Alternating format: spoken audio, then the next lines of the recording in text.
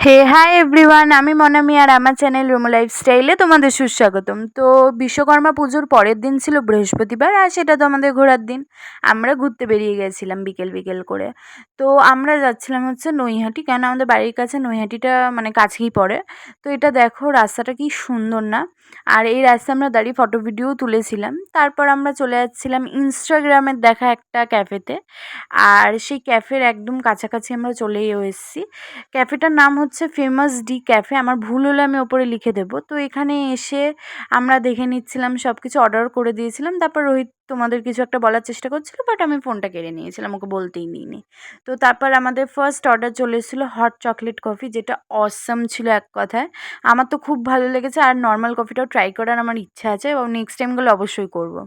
আর তারপর নিয়ে নিয়েছিলাম পিৎজা। এটা একটা কম্বো ছিল পিৎজার মকটেলে। এটা পিৎজাটা ছিল জাস্ট মানে ওয়াও।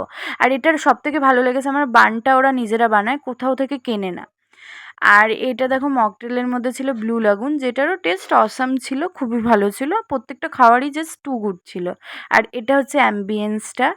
আর সত্যি কথা বলতে গেলে সিম্পল, মানে সব এখানে সবাইকে নিয়ে আসা যায়, ফ্যামিলি ফ্রেন্ডস সবাইকে। আর অ্যাস্থেটিকও আছে, আর খুব সিম্পলও।